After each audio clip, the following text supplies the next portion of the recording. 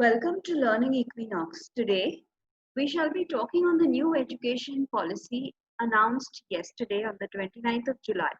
These are changes made after 1986. It's a change to make India a global knowledge superpower. The National Education Policy, now known as NEP, is a movement to bring about changes in our education system to make it more focused on equipping students on their skills by identification of their core skills in the initial stages of their life. It's a movement away from the basic examinations, academics, to activity based learning, something that we've been looking for in our country since a very long time. In this video, we are trying to put across a few key changes of the policy.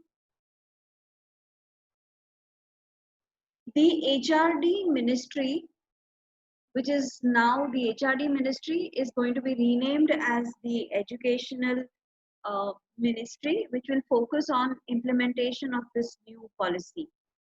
Then an NETF, that is National Educational Technology Forum, will be created, which will focus on technology and bringing about technology and artificial intelligence to education. A single regulator will be created. All higher educations will be governed by only one authority. UGC and AICTE will be merged. All university, government, private, open, deemed, vocational, etc. all will have same grading rules. So there will be uniformity across. MPhil will be discontinued. The academic session will commence from September to October. Now, this is simply because of the pandemic and the COVID-19 impact across the country. Meanwhile, the government aims at taking start this policy and its implementation to the complete end. Now, let us look at step-by-step changes incorporated. First, we will look at the entire learning methodology, which is changed from a 10 plus 2 to 5 plus 3 plus 3 plus 4. Let us look at how this structure has been changed. Now, in the existing structure, we had 10 years of schooling, that is from age 6 to 16, and 2 years of college, that is 16 to 18, where we chose a particular stream like an art, science, commerce, or any other stream, and we focused only on that for 2 years. This entire structure is changed to a different structure now, which will have 3 years of Anganwadi or preschool called as the Bal Vatika, which is for age group 3 to 6 years. For 2 years, there will be class 1 and 2, which is age 6 to 8 years. 3 years will be class 3 to 5, age 8 to 11. Then 3 years, 6 to 8, age 11 to 14. And you will have college of 4 years from class 9 to 12. The first 5 years will be called as the foundation stage. At these two stages, that is the 3 years and the 2 years, the focus will be more on multi-level play-based activities for learning. The next 3 years will be the preparatory stage, that is preparing your child for the future through play, discovery, activity-based learning, and interactive classroom learning. This is where AI and technology and apps will play a significant role in helping students understand their skill sets. The next one will be the middle stage, which will be for 3 years, which will talk about experimental learning in science, math, so whatever field, maybe math, science, arts, social sciences, it will be more practical based rather than just going by the book. And the 4 stages of the college, that is which we call as the secondary stage in the new structure, will have a multidisciplinary study.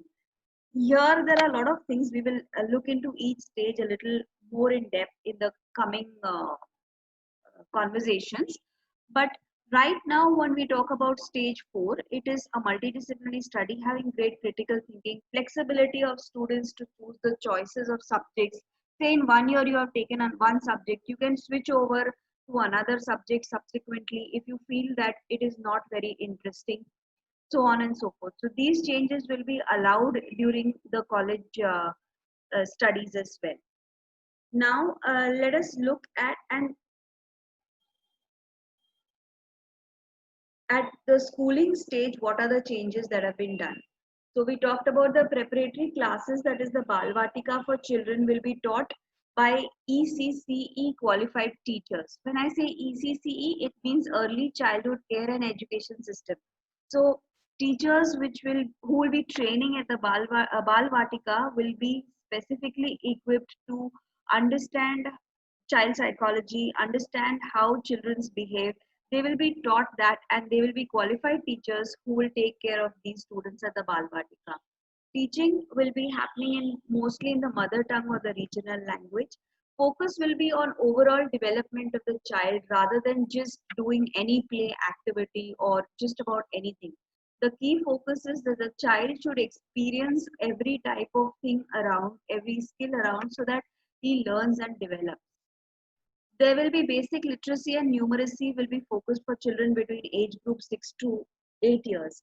So when we talk about the age group of 6 to 8, where the brain of the child is developing, the focus will be on developing knowledge and understanding languages, understanding numbers, getting well versed with certain things based to literacy and numeracy.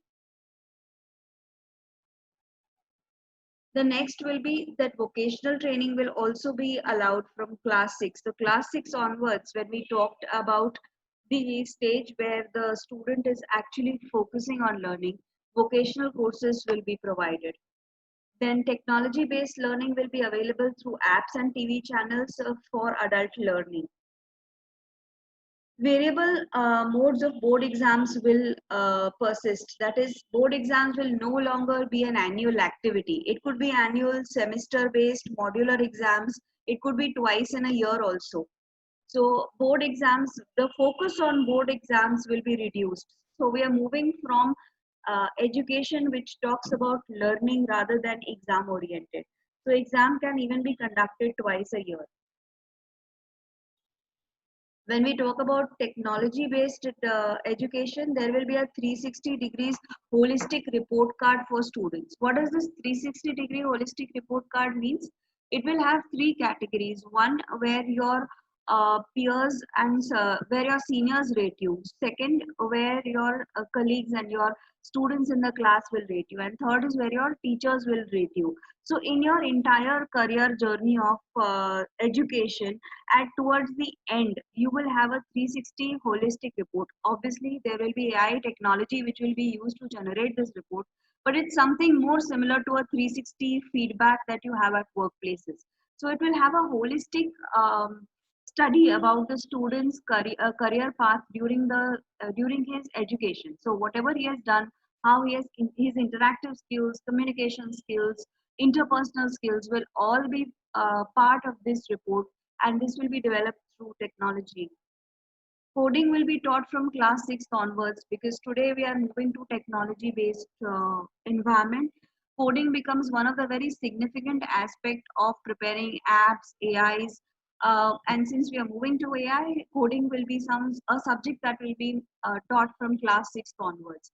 E-content will be available in regional languages. So language no longer will be a barrier. English will no longer dominate the scenario of education. So e-content will be available in regional languages. The educational software will be Divyang friendly, so there is no stop for anybody coming forward and learning. Education will be something available to many.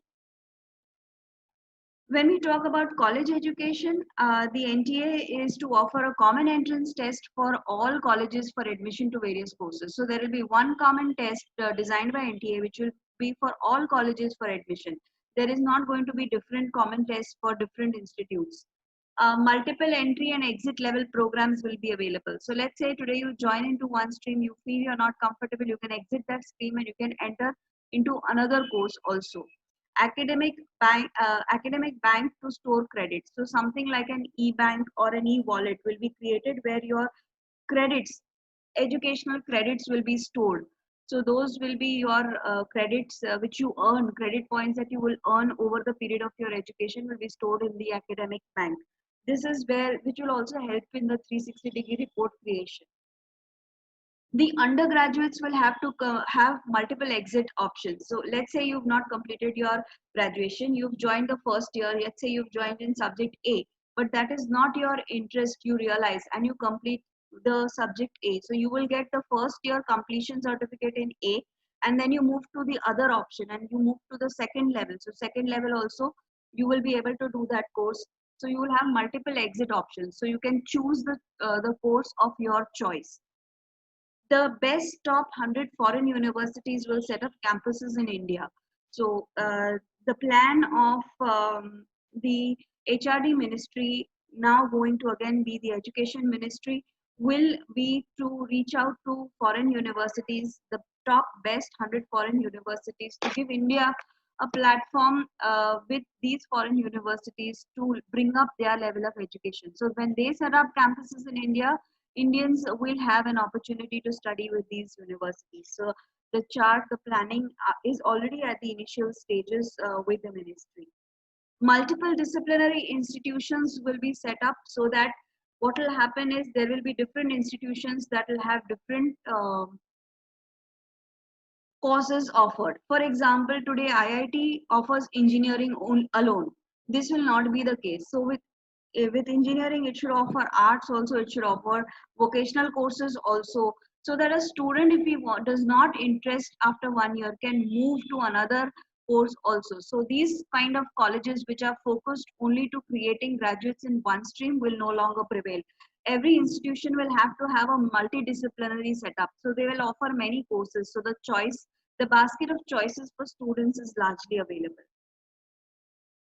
Hope these changes are implemented in the right way, and this can definitely give the coming generation a good and knowledgeable future. The future that we all in the field of education always talked about. Skill based learning rather than simple learning and exam based. Thank you.